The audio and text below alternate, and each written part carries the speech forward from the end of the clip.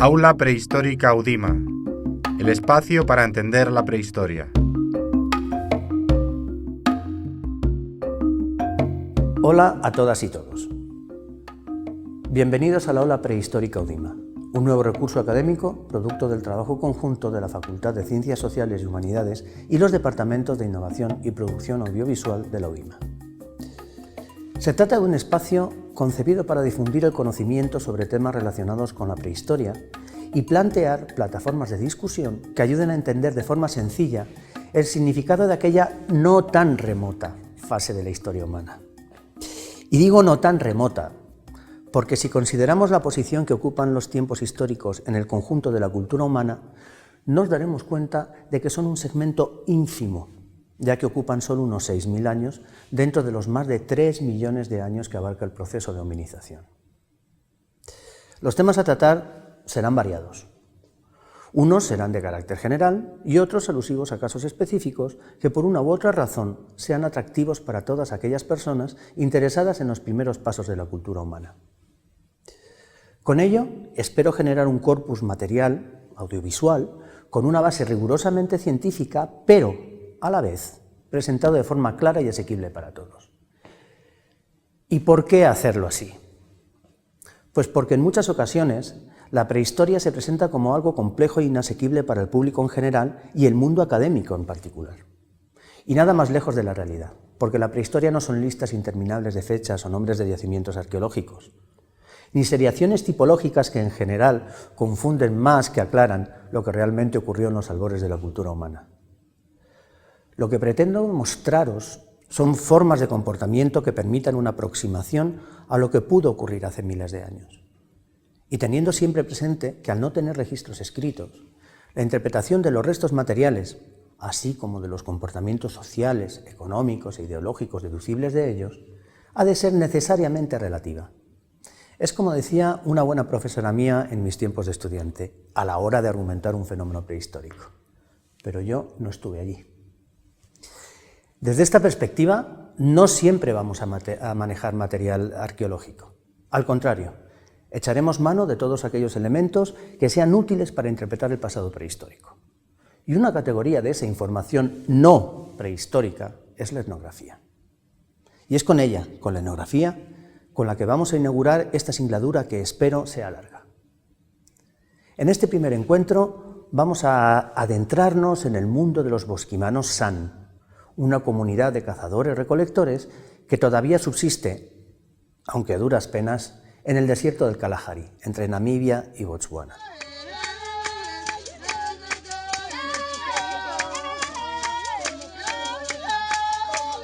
Fuimos nómadas desde los comienzos.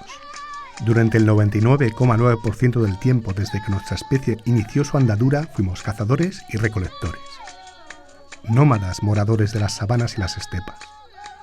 Entonces no había guardias fronterizos ni personal de aduanas. La frontera estaba en todas partes. Únicamente nos limitaba la tierra, el océano y el cielo. En los últimos 10.000 años, un instante en nuestra larga historia, hemos abandonado la vida nómada. Hemos domesticado animales y plantas. Con todas sus ventajas materiales, la vida sedentaria nos ha dejado un rastro de inquietud, de insatisfacción.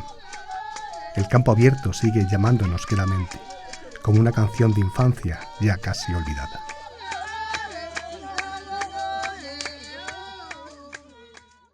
Y lo vamos a hacer de la mano del doctor Juan José Moreno García. Hola Juanjo, gracias por estar aquí.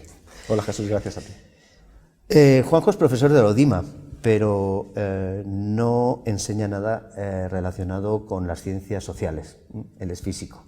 Lo que pasa es que es un físico interesado en observar todo aquello que le rodea y que tuvo el grandísimo acierto en un reciente viaje al África Austral de recopilar una serie de material audiovisual de, como podréis ver, de una calidad y de un valor extraordinario, y que va a ser la base de esta primera entrega del Aula Prehistórica Udima. Bien, ¿de qué vamos a hablar en esta ocasión? Pues vamos a hablar de unas formas de vida premoderna que nos permiten dar un salto en el tiempo y acercarnos por lo menos a situaciones potencialmente similares que tuvieron lugar en la prehistoria. con la intención evidentemente de intentar entender mejor lo que pudo pasar en aquellos momentos prehistóricos. ¿Y cómo lo vamos a hacer? Pues contrastando los registros actuales, es decir, lo que Juanjo nos va a mostrar, con la información que el registro arqueológico de época prehistórica nos aporta y que nos muestra situaciones que pudieron ser similares. Pero bueno, a eso ya llegaremos después. Ahora yo creo que es el momento de ceder la palabra a Juanjo, así que por favor, Juanjo, ¿qué nos vas a contar? Pues me gustaría contaros mi experiencia de primera mano conociendo dos culturas distintas, exóticas para un europeo. Una cultura es los San o bosquimanos y la otra cultura los Himba. Ambas culturas las conocí en lo que es Namibia, el país, en el África Austral, y son dos culturas distintas porque los bosquimanos o San son todavía cazadores y recolectores, o casi, y los Himba son ganaderos y practican un poquito de agricultura. Y aún así están relativamente cerca desde el punto de vista geográfico, un aspecto que me parece bastante interesante. Ya lo creo. Bien, pero ¿dónde viven los San? Pues los San o bosquimanos viven en lo que es el desierto del Kalahari, o vivían. Ten en cuenta que muchos de estos pueblos han desaparecido, han sido asimilados por Europa, que conquistó o colonizó esa parte, pero todavía perviven algunas comunidades. El desierto del Kalahari está situado en el África Austral. En este mapa lo podemos apreciar más o menos, o sea, no hay una frontera definida que podemos decir, mira, a partir de esta línea es el desierto del Kalahari, a partir de aquí ya no lo es. Pero está enclavado en el desierto, en la parte austral, y es un desierto, desierto del Kalahari. Entonces, descríbenos por favor un poco el clima. ¿Qué pasa en aquellos desiertos? Es un clima, el del Kalahari, al llamarse desierto. Kalahari significa la gran sed. Qué bonito. Porque llueve un poco. No es un desierto como el Sáhara, de dunas, sino es un desierto un poquito más hospitalario. Hay vegetación, sobre todo estacional, hay hierba, hay vegetales que crecen en la época de lluvias. La época de lluvias es nuestro invierno de aquí, que es el verano de allí. Ten en cuenta que Namibia, el aspecto que pueda tener Namibia para un viajero o para un turista como yo, es un aspecto más o menos plano, a veces es un tanto hostil, porque tienes estas carreteras completamente rectas, donde vas con el camión, no hay nada más, y luego está tachonado de estructuras montañosas, montes, un tanto singulares, y que tanto los occidentales como nosotros, como los San, encuentran que son interesantes esas estructuras. Oye, entonces estás hablando de que en el mismo desierto hay distintos ecosistemas. Sí, claro, por supuesto. O sea, aunque sea el clima desértico, aunque llueva poco, hay ciertas regiones que son especiales, son distintas.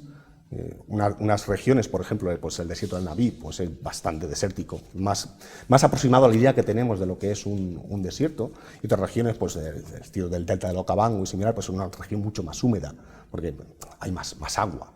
Pero hay por supuesto, distintos ecosistemas, podemos llamarlos. A ver, me parece, yo no conozco mucho el África Austral, pero me parece que has hecho mención a dos lugares muy especiales. Has hablado de Namib y has hablado del Okavango. Cuéntanos un poquito qué es eso, por favor. Bueno, el Namib es el desierto más antiguo de la Tierra. Es un desierto muy interesante, sobre todo en su génesis. Es un desierto con una arena muy, muy roja, principalmente debido al óxido de hierro, que es el que le da ese tono anaranjado o rojizo. Y se crea por culpa o gracias a el propio desierto del Kalahari. Pero los vientos arrastran esa arena, terminan los ríos, transportan esa arena al mar. Luego la corriente de Benguela, que es una corriente fría que viene del sur, empuja esa arena a la playa, y luego los vientos alisios empujan la arena y se forman esas dunas tan monumentales del desierto del Namib. ¿Y el Okavango? Que le tengo yo muchas ganas al Okavango. Es un sitio maravilloso. Es un delta interior. El Okavango no desemboca en el mar, desemboca en el desierto del Kalahari. Está al norte, lo que es el norte del Kalahari, y no sé si son 11 kilómetros cúbicos de agua lo que llega cada año. El agua viene de Angola, en la época de lluvia, tarda como 2 meses en llegar hasta el delta del Okavango. Y al principio pues forma pues, los típicos meandros, forma una zona inmensa, inundada, cubierta por vegetación. En la vegetación además se pueden ver pues, los surcos que hacen los hipopótamos y la vida animal. Increíble. Es absolutamente increíble. Es un sitio muy especial. Lo que pasa es que la vida para el ser humano, sea ahora o hace miles de años, justo en esa parte inundada, es muy difícil. Es absurdo, hay islas, pero al ser humano él es muy complicado vivir ahí. Pero cuando ya se termina esa parte, digamos, inundada, aparece una parte de sabana más verde, más firme, donde se puede andar, y es donde pues, estaban pues, viviendo pues, en época, todavía queda alguno, en ese caso, muy transculturizado, en esa zona. El delta, además de Okavango, está en Botswana, no está en Namibia. Y es un sitio, pues ya digo, absolutamente precioso, es exuberante de vida, un sitio pues, único en el mundo. Es una riqueza ecológica pasmosa, pero como lo que yo quiero al final es hablar de personas, de seres humanos, me interesa, antes de pasar a hablar de ellos, que nos expliques cuál es el entorno, por ejemplo, vegetal, del que se benefician esos grupos humanos de los que vamos a hablar. El entorno vegetal es fundamental.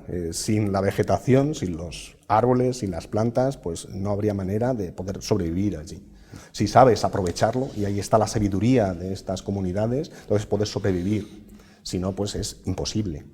En el vídeo siguiente podemos ver un poquito pues, cómo es el entorno de allí, de Namibia. Entonces vemos un paisaje pues, generalmente pues, tipo sabana. Aquí pues, se puede ver un poquito de nieblecilla por la mañana, una serie de árboles. Esto es una planta de aloe, que es de tipo árbol, es un tamaño, es una zona desértica, entonces pues, bueno, pues también hay aloes. Los árboles, como podemos ver aquí, carecen de hojas porque es el invierno y es seco, y en la estación seca pues muchos de ellos pues, carecen de hojas porque es la época más dura.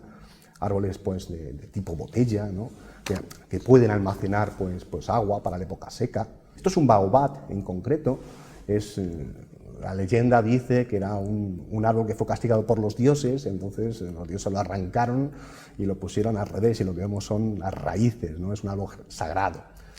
Y esto es un árbol de marula. Si bien a cuento podemos contar un poco para lo que se utiliza, pero de sus frutos se sacan un montón de cosas. Y estos son los círculos de las hadas.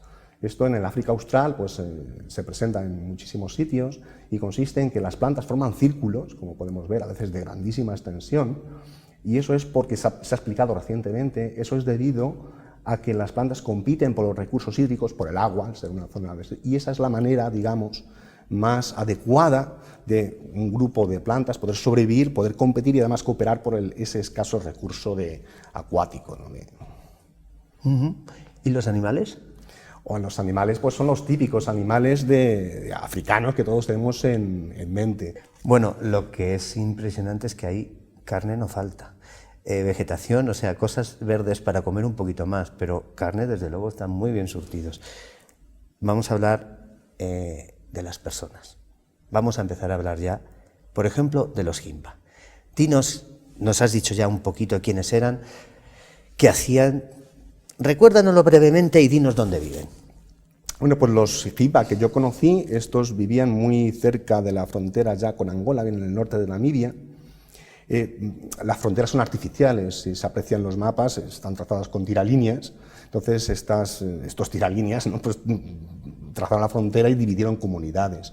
Entonces hay Himbas que viven tanto en Angola y hay otros Himbas que viven más al sur, en Namibia.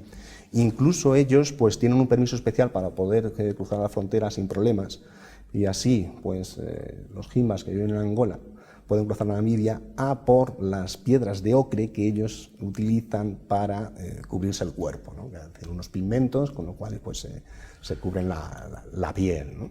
Pero es una zona un poquito más verde, que lo que es el desierto del Kalahari. Hay un poquito más de recursos hídricos. Entonces, los Himbas practican la ganadería fundamentalmente. A veces plantan un poquito de maíz. Yo no vi la plantación de maíz, pero sí que pude ver a los Himbas pues, con el ganado, que llevan a pastar y el ganado pasta y viven de ello, del ganado.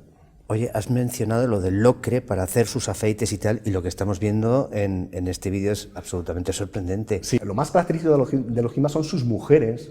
Tienen ese color porque machacan la piedra de ocre, lo mezclan con mantequilla o grasa de leche y se cubren todo el cuerpo, no se bañan nunca. Ellos sí. Entonces, incluso recubren con esta pasta pues, sus cabellos, ¿no? Esta muchacha, además, había tenido gemelos, con lo cual era muy agraciada, ¿no? Dentro de la comunidad, ¿no? Porque tener niños, los niños son muy importantes. Practican la poligamia, entonces un marido puede tener varias mujeres. Y entonces, pues aquí los podemos ver en su entorno, en lo que es pues, su poblado. Su poblado pues, era un poblado pues, dispuesto en círculo alrededor del corral. Este es el corral, lo que se ve ahí. El corral pues, es donde guardas el ganado durante la noche. Durante el día no estaba. Yo fui por el día y no había ganado ya, estaba pastando. Y estas son sus estructuras donde viven, ¿no? Una especie de chocitas recubiertas de una mezcla de barro, incluso para las aves, o sea, sus gallinas, sus animales domésticos tienen pequeñas chocitas. Eso es un almacén también construido de la misma manera. Mezclar un poquito de barro, ¿no? Con excremento de vaca y cubres una estructura pues, de palos. Entonces, esto es el interior. Y lo interesante es eso que se ve ahí, que es una especie de incensario donde ellas se ponen, queman una hierba que recolectan en el monte y se colocan encima pues, para pues, tener buen perfume, ¿no? buen olor. Madre mía. Oye, ¿y los han? ¿Son parecidos o son muy diferentes? Habida cuenta, perdona que te interrumpa, habida cuenta que nos has dicho, que me parece tremendamente interesante, que si no viven juntos, viven muy cerca. Esto tiene unas implicaciones... Es relativamente cerca. Sí que podemos decir que viven al menos dentro del mismo país. ¿Y las formas de vida? Las formas de vida son muy distintas. Vamos a verlas. Por ejemplo, en este caso particular que acabamos de ver de los jimas, es una sociedad en donde se practica la poligamia, donde es una sociedad menos igualitaria, es poco igualitaria, porque, al menos entre hombres y mujeres, obviamente. Y donde pues, se practica la ganadería. Los han no practican la ganadería, practican la caza y recolección. El poblado San que visité, entonces son unas chocitas mucho más frágiles, mucho más temporales. Ten en cuenta que, pues, claro, estas culturas pues, son cazadores y recolectores que son nómadas, se van de un lado a otro. Entonces no van a cargar con una casa complicada, construyen la casa con los materiales del lugar. Cada unidad familiar pues, vive en una chocita de estas, pero prácticamente no la utilizan durante el día, solamente la utilizan pues, para dormir. Viven pues, lo que es el poblado forma un círculo, aprecié menos tabúes que en el otro lugar, porque en los jimas pues, dijeron que no se podía cruzar de un lado a otro, que había que ir en círculo, etc. Esta es una sociedad, pues ya te digo, bastante igualitaria, yo por lo que pude apreciar allí. Pregunté al guía pues, si se sentían felices y al parecer pues, son felices con su forma de vida, de caza y recolección. Las mujeres normalmente pues, salen a recolectar, pues, yo pues, pude apreciar cómo recolectaban pues, bulbos que hay, y los hombres pues, normalmente salen a cazar, aunque también pueden recolectar medicinas, ¿no? Aunque yo aprecié ciertos componentes transculturales, obviamente. Por tanto, las chozas tenían mantas, claro, por la noche hace mucho frío, incluso en verano puede hacer frío.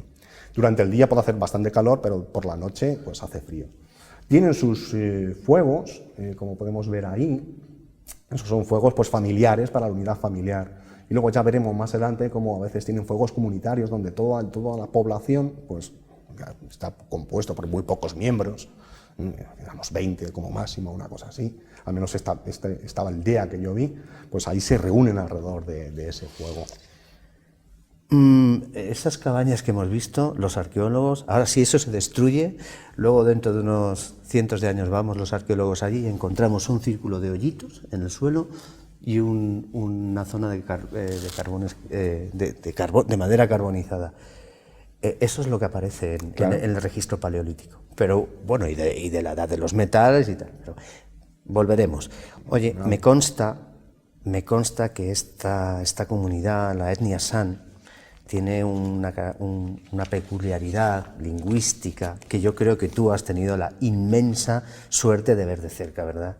Háblanos, anda, de las lenguas, de cómo habla cómo hablan estas personas. Son lenguas Khoisan. Los San, los llamamos San, pero ni siquiera entre ellos se consideran un grupo de gente homogéneo, porque una comunidad San de un sitio se puede entender hablando con la comunidad de al lado, pero ya la que no se puede comprender, no pueden entender nada de lo que dice la comunidad que está alejada, porque vamos a ver, estamos hablando además de un grupo étnico que no ha cambiado en los últimos 40.000 años. Eso se sabe además por registros genéticos. Entonces son lenguas que han evolucionado independientemente. Un grupo que esté muy alejado, cientos de kilómetros, pues tiene una lengua distinta, pero todas ellas son lenguas khoisan y se caracterizan por tener clics. Espera un momento, te voy a interrumpir. Antes de meternos en la estructura lingüística, sitúanoslo, porque habías preparado esto tiene un ámbito geográfico concreto, ¿no? Las lenguas khoisan. Sí, aquí en el mapa podemos ver cuál es la parte, digamos, correspondiente a las lenguas khoisan, o era. Ten en cuenta que todo este tipo de lenguas pues están cayendo en desuso, obviamente. Es la parte verde, ¿no? Exacto, es justo la parte verde. Vale. En este mapa de África en el que se pueden apreciar por los distintos grupos lingüísticos. Vale. Entonces, es un grupo lingüístico. O sea, un damara, que vamos a ver algún vídeo hablando a un damara, pues no puede entenderse con los san de la aldea que visité, por ejemplo. Vale. Porque son lenguas distintas, a pesar de que al oído occidental les suenan igual. Venga, háblanos, cuéntanos un poquito más la estructura de esa lengua y enséñanos lo que tú has tenido la inmensa suerte de ver. Pues es una lengua que no se escribía, eso de entrada, hay que aclararlo.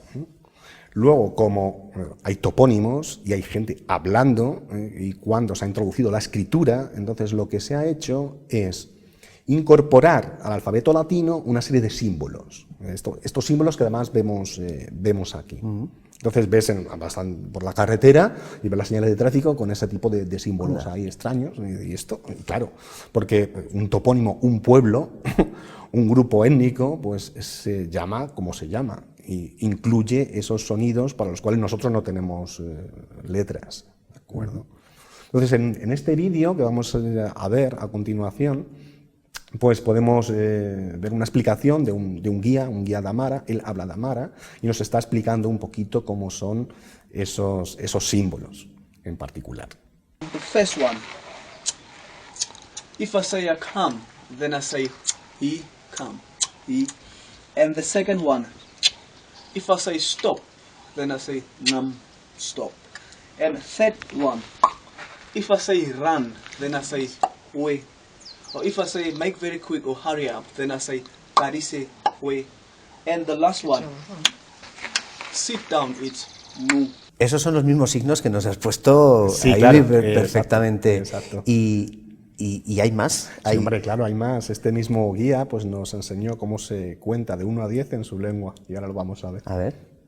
Let me count for you from 1 up to 10. It's tui, kam, nuna, haka, koro, nani, paisa, wese, disi. What was number 1? Y aparte de contar, ¿tuviste la oportunidad de... Este hombre, por ejemplo, os contó algo más, frases? Nos cantó Cumpleaños Feliz. No me digas. Y ahora lo podemos ver en este vídeo.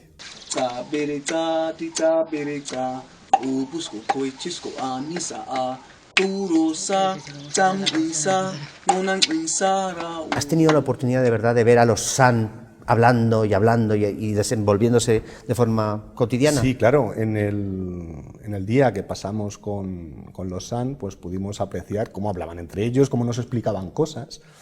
Y en este vídeo que vamos a ver ahora, nos vemos a un san, cómo nos explica cómo se extrae una medicina de la corteza de un árbol.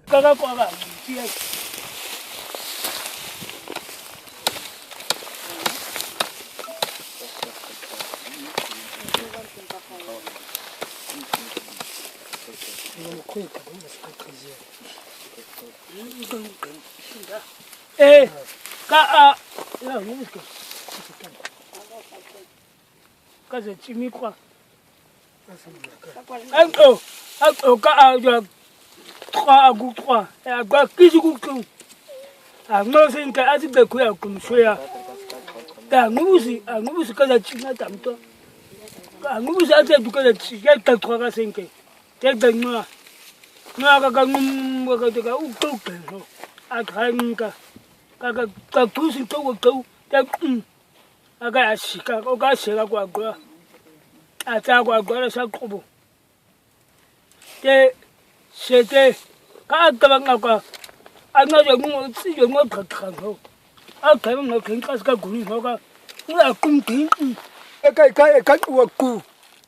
Y aquí nos cuentan cómo se cura el dolor de tripa con una infusión de hojas de árbol.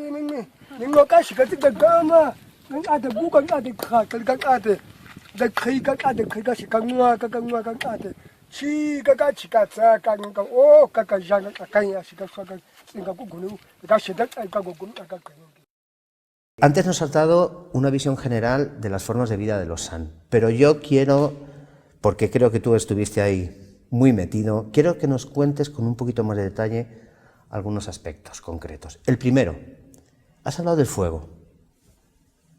Cuéntanos.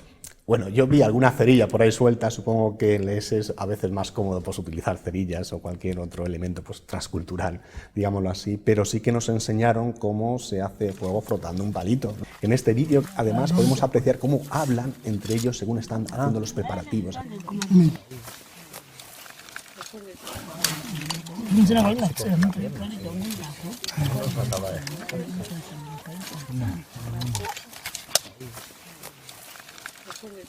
Por eso,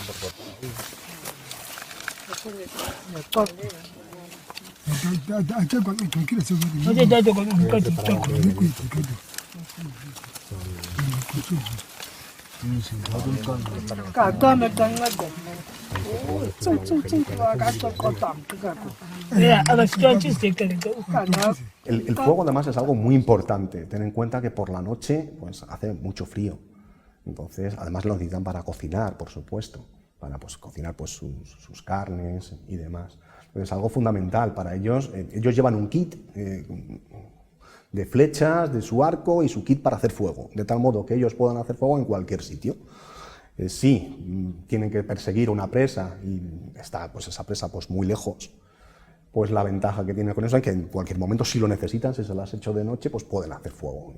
Porque es muy importante, es un aspecto de su vida básico, tanto desde el punto de vista práctico para pues eso, calentarse por la noche, para cocinar, como desde el punto de vista social, ¿no? Porque muchas veces pues, se reúnen alrededor del fuego. Yo pienso que además en estas estructuras sociales, digamos, que no son complejas, no quiero decir que sean inferiores, pero no son tan complejas como una sociedad de jefatura y tal, el fuego es uno, si no es el elemento de cohesión social más importante que hay. El fuego, y yo creo que luego podremos volver al tema, pero no me quiero extender e ir por las ramas. Hemos visto el fuego, pero nos has hablado que son cazadores, recolectores. Por favor, caza y recolección. Háblanos de la caza primero, por favor. Sí, la caza normalmente está, pues, la realizan los hombres. Hay una serie de tareas que están estratificadas o distribuidas en función del sexo y la edad. Es una comunidad muy igualitaria, muy integrada, son monógamos, ¿de acuerdo? Ah, estos son monógamos. Son monógamos. Los Himba Pero, eran polígamos. Pese a todo, pues hay una serie de tareas que están asignadas, ¿no? Entonces la caza está asignada a los hombres. Las mujeres normalmente son las que recolectan, pero la caza la realizan hombres. La caza es algo muy complicado. ¿Por qué? Pues porque muchas veces tienen que perseguir a la presa durante muchísimo tiempo. Es algo que una mujer con un niño a cuestas pues difícilmente puede hacer. Es algo muy complicado. Y yo creo que posiblemente es uno de los aspectos. La caza, pues para ellos es algo muy importante. Utilizan generalmente dos tipos de técnica, nos enseñaron en esa tarde. Una técnica es el acecho y flechas, un arco y una flecha, y otro pues trampas. Entonces las flechas las extraen de las ramitas que encuentran en el entorno. Ellos están muy orgullosos de mostrar pues, sus flechas, sus arcos, sus historias. Entonces, ahí tenemos el carcaj con unas cuantas flechas. Y esto es muy importante. Hay una parte negra, que es la parte impregnada de veneno, y una puntita de flecha muy pequeñita, como podemos ver. Entonces, lo que hacen es, ahí lo están impregnando, se ve ahí la impregnación con el veneno, preparan un veneno a partir de pues, sustancias vegetales, y una punta de flecha que antes era de hueso y que ahora es metálica. Entonces, lo que ocurre es que la punta de flecha penetra muy fácilmente, penetra gran parte de la parte impregnada de veneno, y entonces así pues, la presa pues, va pues, envenenándose con ese veneno de acción lenta. Ese es el problema que tiene. La herida no te mata el veneno. Una vez que ya te has acercado lo suficiente a la presa, disparas la flecha penetra bastante dentro del animal, el animal sale corriendo, pero tarde o temprano caerá por culpa del veneno. Entonces lo que hacen los San es perseguir al animal. A veces, despacio, sin prisa, pero sin pausa, ¿no? Durante mucho tiempo. El ser humano es ese ser humano. Nosotros estamos pensados para ese tipo de ejercicio. O sea, para una carrera de fondo, porque además el ser humano su cuerpo no se calienta, o conseguimos evacuar el calor de una manera muy rápida. Posiblemente parte de esa fisiología venga determinado por este tipo de caza, cuando teníamos que perseguir a las presas durante a veces más de un día, hasta que por fin pues, la presa caía, entonces la cobrábamos y volvíamos a la aldea con esa presa. Uh-huh. ¿Y la recolección? Has dicho que los hombres cazan, las mujeres... Parece tópico, pero por cuestiones supongo que funcionales y prácticas es así. ¿Cómo es la recolección? ¿Y qué recolectan? Pese a que el entorno nos puede parecer pues, bastante hostil a nosotros, los europeos, dice, uy, aquí nada más que 4 matorrales y poco más. No, el que sabe, sabe, y ellos que saben dónde está la comida. Entonces, en áreas pues, relativamente pequeñas pues, te puedes encontrar 100 plantas comestibles, de las cuales pues, a lo mejor pues, 40 pues, te dan 100. Tubérculos, sí, 100, 30 bayas y frutas, o sea, dependiendo de la época. Claro. En un desierto. En un desierto. 100, vale. En un desierto. Sigue, que te he interrumpido. Quizás lo ideal es que veamos este vídeo. Aquí podemos ver cómo extraen un tubérculo que se llama el bi. Ellos utilizan una especie de pala de madera y este es el tubérculo. Y es un tubérculo muy importante para ellos, porque además de proveer de algo de energía, sobre todo les provee de agua. Pueden tanto ingerir el tubérculo tal cual, ese es el tubérculo, o exprimir ese tubérculo para extraer agua y beber de ahí. Disculpa, ¿cómo has dicho que se llama? Bi. Entonces aquí se ve cómo han partido el tubérculo en dos. Entonces machacan la pulpa con un palo, ahí están machacando la pulpa. Entonces lo que va a hacer a continuación es exprimir esa pulpa para poder beber. Ahí la está exprimiendo con el puño, extrae el agua y se lo bebe. Ten en cuenta que a veces estaban en medio de la nada. No hay, en el desierto del Kalahari normalmente no hay muchos ríos, pues son escasísimos, es que hay alguno, y fuentes de agua pues muy poquito. Entonces esto les salva la vida en un momento dado. Impresionante. Entonces ellos saben reconocer dónde está el bi. El bi, además, puedes utilizar solamente parte y el resto lo guardas, el bulbo no muere, entonces crecerá una nueva planta. Esta es una gran lección de ecología. Si no vas a consumir un recurso, no lo desperdicies, no lo tires. Entonces puedes extraer ese recurso en la época seca. Cuando es la época húmeda, pues ya hay más bayas, hay más frutas. El típico, pues el árbol de marula. El árbol de marula se saca de todo. Incluso a los elefantes les encanta los frutos de ese árbol. Pero claro, tiene que estar en la estación adecuada para poder recolectar esos frutos. La cuestión fundamental es el conocimiento.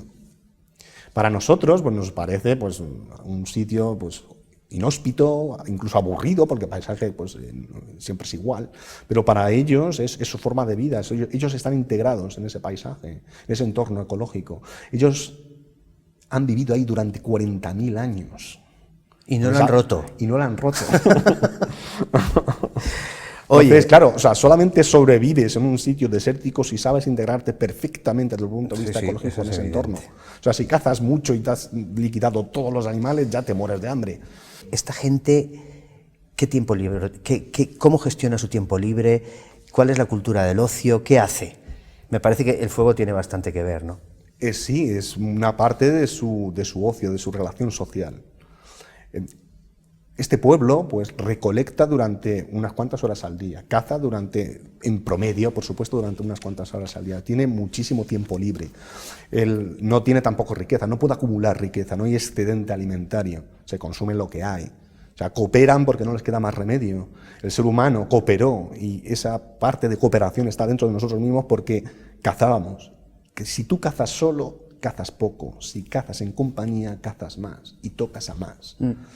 Si cooperas, el día que estés cojo y no puedas cazar, alguien te provee de comida. Entonces, la cooperación es muy importante. Y esos lazos sociales que se producen durante la recolección o durante la caza, también se dan en la parte de ocio, en esa parte del tiempo que es tensa de ocio.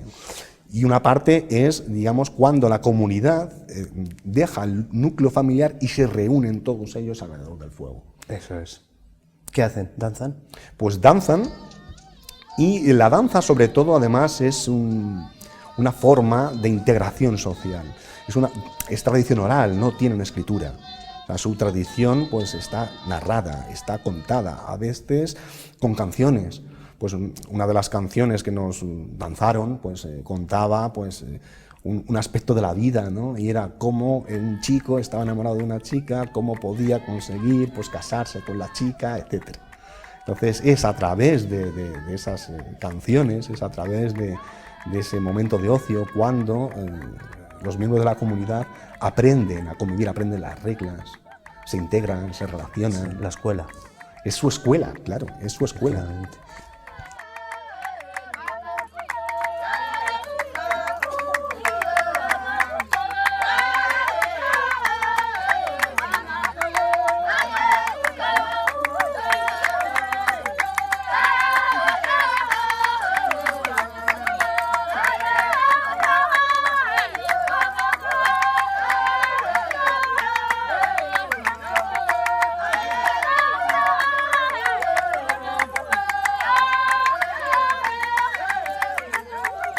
Desde luego, Juanjo, esto que nos cuentas es absolutamente increíble.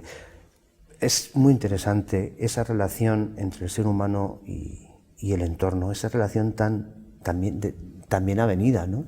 Y tan útil para el ser humano. Es envidiable para nosotros con lo que nos está cayendo encima ahora en el mundo occidental. Esta imagen la hemos visto antes ya.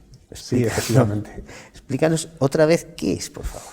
Son los círculos de las hadas, son formaciones vegetales que se forman de manera espontánea y natural, pero que tenían connotaciones mágicas para los San.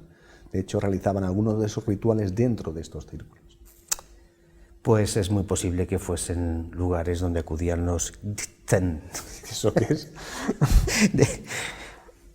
Después de lo que nos has enseñado de las lenguas, estoy seguro que lo he pronunciado fatal, muy mal. Pero bueno, eso es un término que hace referencia a las personas y literalmente significa los llenos de poder sobrenatural, es decir, los que en otras culturas se conocen como chamanes. La elección de esos lugares especiales puede explicarse porque las culturas primitivas buscaban espacios paisajísticos singulares para potenciar el simbolismo mágico religioso. Es un comportamiento bastante común. Y esto, desde luego, como te digo, no es exclusivo de los San, y como ejemplo nos vale perfectamente el Uluru, la montaña mágica de los aborígenes australianos, que está prácticamente en el centro geográfico de Australia. Pues yo pude apreciar algo muy similar en Spitcope. Spitcope pues, está pues, en el centro de una llanura, ¿no? Es una formación rocosa, granítica, que surge, que parece de la nada, ¿no? Entonces los San pues, dotaron de connotaciones mágicas a este lugar, ¿no? Ahí pues, realizaron unas pinturas rupestres que podremos ver. Es un lugar muy interesante. Hay que además recordar que los San tenían un mundo espiritual rico, formado por el mundo normal, el mundo de la tierra normal, donde ellos viven, un mundo espiritual superior, donde está un dios con su familia, grandes manadas de animales, y los antepasados de los San, que además mandan flechas de enfermedad al mundo terrenal. Así es como interpretan ellos la enfermedad, ¿no? Sus antepasados, que los quieren para sí, y llamarlos a ese mundo superior, ¿no? Y más otro mundo, pues espiritual, también inferior, ¿no? Un sistema estratigráfico muy interesante. Yo creo que eso es una base ideológica o religiosa común a una etnia más amplia de la zona, de la África austral. Y además es interesante porque en el núcleo de esa base religiosa subyacen tres elementos esenciales: las relaciones con el mundo de los espíritus, de las que has hablado, la actividad de los chamanes, de la que estamos hablando, y la danza del trance, que me parece de la que vamos a estar obligados a hablar. Efectivamente, es que el papel de los chamanes es fundamental en esta comunidad. Sí, porque la labor de los chamanes San consiste en conectar la realidad cotidiana con el mundo de los espíritus. Son personas que, gracias a unas aptitudes especiales, son capaces de actuar de intermediarios entre esos dos mundos, el de arriba, el de abajo, el de en medio, casi siempre para conseguir efectos beneficiosos para la comunidad o cualquiera de sus individuos. Una de las cosas que más me llamó la atención al leer sobre esta temática es que chamán puede ser casi cualquiera. El 50% de los hombres y creo que el 30% de las mujeres pueden ser chamanes dentro de lo que es la comunidad San, que es un aspecto más de lo igualitaria que es. O sea, el brujo, digámoslo así, hablando del lenguaje normal, el chamán, no es alguien especial único, sino que es un papel que está distribuido entre muchos miembros de la comunidad.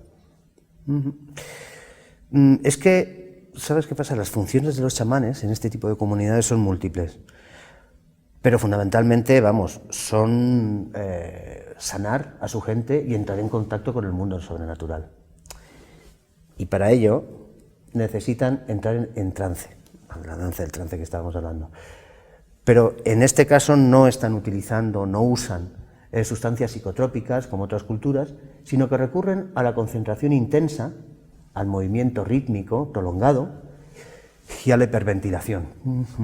Eso se consigue básicamente a través de la danza, lo que estamos hablando, donde los chamanes pueden alcanzar ese estado de trance que necesitan y realizar los viajes al otro mundo al objeto de curar, lo que estamos hablando, a los miembros de su comunidad. Me alegro que menciones este asunto de la hiperventilación, porque yo pude apreciar en una de las danzas, uno de los aspectos era precisamente esto de la hiperventilación.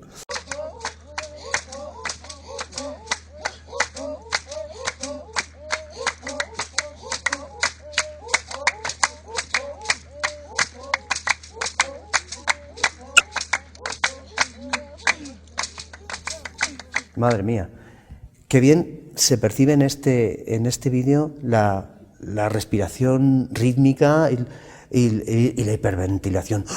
Efectivamente. Claro, si se pasan así un montón de horas, pues efectivamente el flujo de oxígeno a la sangre y al cerebro, bueno, eso es otro tema. Pero lo que sí es importante me parece que hay que dejar claro que esas danzas, en este caso, no son lúdicas.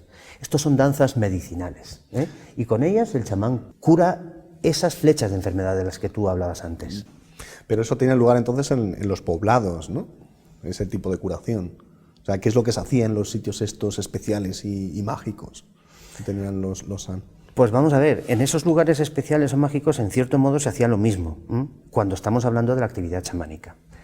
Pero sí que es cierto que en esos lugares apartados, con unas condiciones estéticas muy marcadas, muy particulares, esas cosas se hacían en un ambiente de mayor intimidad. Normalmente son los lugares donde se alcanzan los estados de trance profundo y donde los chamanes entran en contacto con los espíritus al objeto de recabar ayuda o información. En esos lugares es donde el chamán se separa de su espíritu. La abandona por la parte superior de la cabeza para viajar a otros lugares y ver cómo se encuentran los amigos o parientes, o incluso visitar la casa del dios para suplicar por la vida de sus enfermos. Pero ¿y eso cómo se sabe? Pues muy fácil, porque lo cuentan ellos mismos.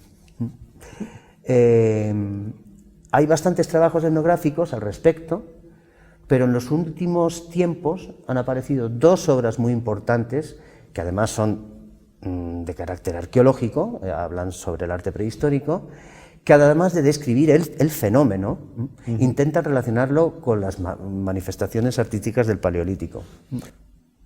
Pues eso precisamente lo aprecié en Spitzkoppe, esta formación rocosa, granítica, muy interesante, muy singular.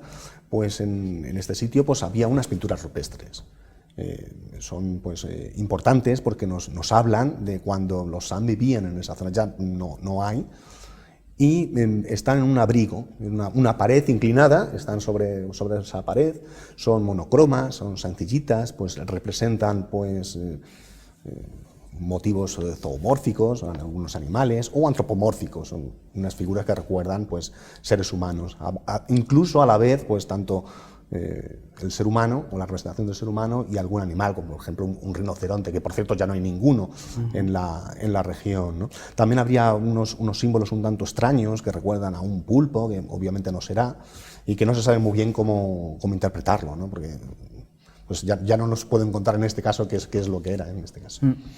Ese no es el único ejemplo, porque aunque estas que nos has enseñado son fundamentalmente monócromas, hay otros muchísimos sitios en la zona que tienen monócromas y polícromas. Vamos a ver, y diría más, aparte de la policromía, hay varios sitios, vamos a ver, y todos igual, en un entorno paisajístico muy específico, muy especial, muy singular, efectivamente, especial. Esa es la palabra. Lo que a mí me llama muchísimo la atención es que las composiciones adquieren un definitivo carácter narrativo. Ya no es seres humanos acompañados con algún animal o manadas de animales donde aparece esporádicamente un humano. Estamos hablando de escenas narrativas donde se declara y se manifiesta la interacción entre ser humano y animal. Y animales. Pues sí, efectivamente, yo estuve en Tuelfelfontein. Es un valle rodeado de una serie de montes o pequeñas montañas. Hacía un calor horrible, y eso que era invierno. Es una roca arenisca de color rojizo, y pues, se llama así porque había una fuente de agua. Y había una etnia dentro de lo que son los khoikhoi, que serán los que vivían allí. Entonces, en esta roca, por ejemplo, que podemos ver aquí, es gigantesca. La vegetación pues estaba sin hoja en ese momento, porque es la época seca. Y este es el entorno justo donde están unos grabados que son patrimonio de la UNESCO. Hay miles de grabados, son absolutamente impresionantes. Y están en esta falda de las montañas o montes, no están justo en el valle, que es donde ellos pues hacían su vida, donde estaba además el agua y demás, ¿no? Entonces, la característica fundamental de este tipo de roca es que forma una pátina especial, que se llama costa del desierto, barniz del desierto, que es más oscura que la roca del fondo, ¿no? Entonces, tú lo que puedes hacer es, o los San lo que hacían era rayar la parte superior, esa capa, y con eso hacían sus grabados. En este caso, pues se pueden ver pues jirafas, elefantes, etcétera, bueno, sus representaciones. Y tienen unos cuantos miles de años, y sin embargo durante estos miles de años se ha podido conservar, porque esa capa, esa pátina, crece muy despacio, crece de forma natural, debido pues al ambiente, a la climatología, incluso a los microorganismos. Aquí en este pues podemos ver gacelas, jirafas. Ya te digo, estás ahí, estás rodeado de miles y miles de grabados. Pues esta técnica de grabado se utiliza o se utilizaba en otras partes del mundo. Hace unos años estuve, bastantes años por cierto, en el país navajo, en Monument Valley, que es además un sitio también muy singular, muy especial. Estuve en la parte sagrada para los navajos, y ahí había pues unos grabados realizados exactamente con la misma técnica. Era roca del mismo tipo, arenisca, con la costa del desierto, que retiraban para hacer esos grabados, ¿no? Pero a mí lo que me gustaría saber es el significado de esto, qué es lo que intenta representar con estos animales. Esa es la pregunta complicada. esa pregunta. Vamos a ver, en general todas estas manifestaciones expresan, en este caso, las ideas de Lausanne sobre el universo ideológico que hemos estado hablando. Pero son animales del entorno, ¿no? Animales que hay en su hábitat normal, ¿no? Sí, sí, porque representan uno de aquellos estratos ideológicos de los que nos has hablado antes. Representan el de la vida cotidiana. Pero son una metáfora, porque a través de ese mundo animal y vegetal es por donde por donde los chamanes podían acceder al mundo de los espíritus. Sí, pero yo además sobre todo en Teufelsfontein, pude apreciar unos grabados un tanto extraños. En un momento además pensé, bueno, están estropeados, degradados o algo. No, eran figuras abstractas, extrañas. ¿Qué interpretación se le da a este tipo de figuras?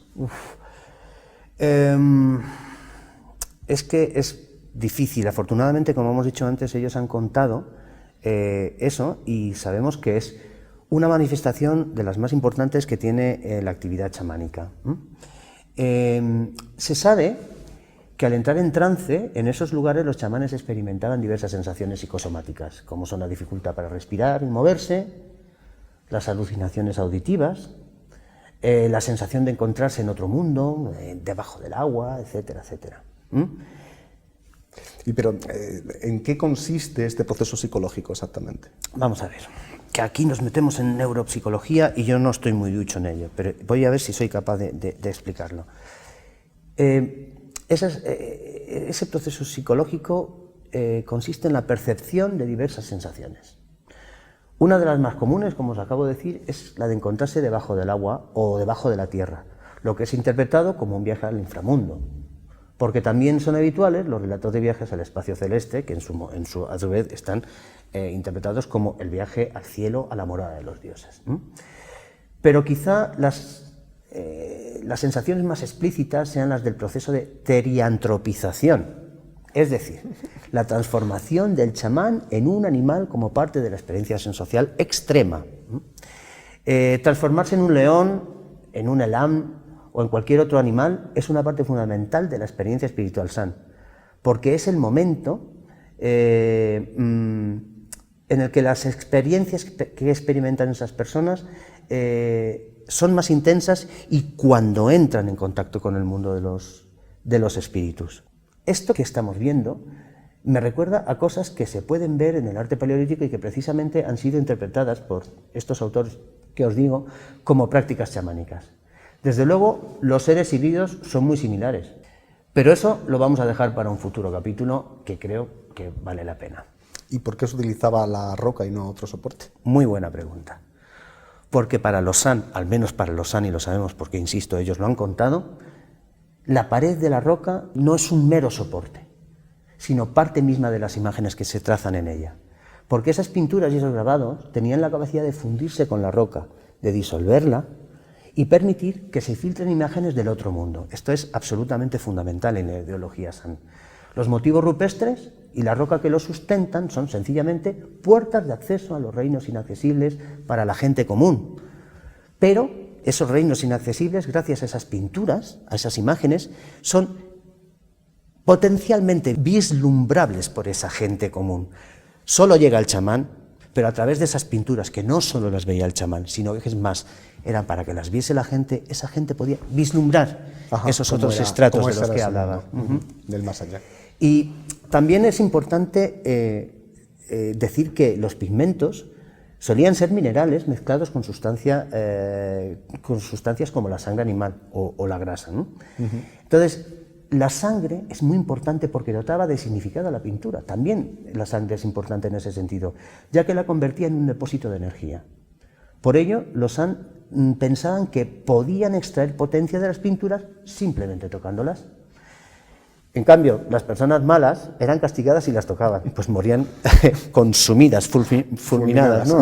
al hacerlo, al tocarlas. Entonces, por eso cabe pensar que los abrigos iban acumulando energía según aumentaba el número de pinturas, ¿no? Por eso muchas veces hay superposiciones, se acumulan las pinturas. Y esa pintura, respondiendo a tu pregunta inicial, pienso que hay que reconocer que tenía muchos significados, pero esa polisemia no era difusa ni completamente libre, sino que esas imágenes correspondían a la visión estratificada del universo San de la que nos has hablado y de las personas que tenían capacidad de acceder a él. El arte rupestre ejerció, o pudo ejercer, un efecto conservador y estabilizador de la sociedad San a través de las visiones que experimentaban precisamente los chamanes, fíjate. Pues Jesús, ese mundo se está acabando. ¿Por qué? Se ha acabado. Pues porque los chamanes pues están desapareciendo porque desaparecen los San, o al menos su forma de vida. En el mapa que hemos visto antes del Kalahari, etcétera, más o menos los San, o ese mapa de las lenguas, donde estaban todos distribuidos, todas las lenguas Khoisan, en el fondo pues todos los San, o todos los Khoisan, era bastante extenso, pero ya pues prácticamente no quedan. Comunidades no transculturizadas, pues prácticamente nada. Y ese mundo pues se acaba. Venimos los europeos, trazamos nuestras fronteras, les impedimos llevar su forma de vida. Hay una película que se puso de moda en los años 70, 80, que era esta de los dioses deben de estar locos. Esos eran San. Sí. Sí, eran San. Uno de los vídeos que hemos visto pues está rodado justo donde ellos vivían, donde ya no viven, porque los echaron. Los echaron de ahí. Y como ya no tenían forma de vida, pues se metieron un poco a actores aficionados para hacer la película. Hasta esa época, más o menos, quedaban comunidades San casi sin transculturizar. Pero desde entonces pues han ido reduciéndose. Y ahora pues los San que nos pueden hablar de pues, cómo integrarte con el entorno, cómo convivir, cómo cooperar, todo esto tan bonito pues está desapareciendo porque desaparecen ellos. Cuando yo estuve allí, pues ellos estaban orgullosos de enseñarnos su forma de vida, porque dicen, mira, esto es nuestra forma de vida. Es muy distinto a alguien o a una comunidad que decida abrazar la vida occidental. Dicen, mira, me gusta la forma de vida de los europeos, yo quiero ser como los europeos, y voluntariamente tú te dedicas a dirigirte hacia esa forma de vida. No, estos han sido forzados a abandonar su vida tradicional, su vida de gran ocio, de caza y recolección, para abrazar pues a la fuerza un modo de vida de pues en el fondo pues trabajan pues como obreros en los campos, etcétera. Tú los ves, hay una dignidad, había una dignidad en estos individuos del poblado San que visité, que no tenían otros San que ya estaban vistiendo con ropa occidental, que estaban en un pueblo mal viviendo, todos sucios, todo mal. Ese mundo desaparece. O sea, ya no nos pueden contar. De hecho, muchas de las cosas que tú acabas de contar se sabe gracias a la gente que vivía hasta hace pocas décadas, ya ancianos que contaban todo esto. Ya difícilmente puedes encontrar mucha gente que te hable de cuáles eran los ritos de los chamanes San. Es muy complicado. Pero ten en cuenta todo lo que nos pueden enseñar. Nos pueden enseñar cómo éramos nosotros en el pasado. Sí. Nuestra fisiología, esto de que estamos diseñados para la carrera de fondo. O sea, nos sirve para la medicina. Nos sirve para que cuando ellos nos dicen, mira, esta planta sirve para tal cosa, y ya hay algunos laboratorios farmacéuticos que lo han hecho, aprovechar la sustancia de la planta para fabricar un fármaco. Nos enseñan cómo somos, o cómo éramos, y que ya dejamos pues, de ser, ¿no? Ese ser humano integrado en el entorno, ese cazador-recolector. Vamos a ver, esto es un epílogo triste, pero útil. Útil porque estamos hablando de personas vivas y nos va a permitir hablar de personas que ya han desaparecido hace muchos miles de años. Pero eso en los siguientes capítulos del aula prehistórica Udima. Nos vemos.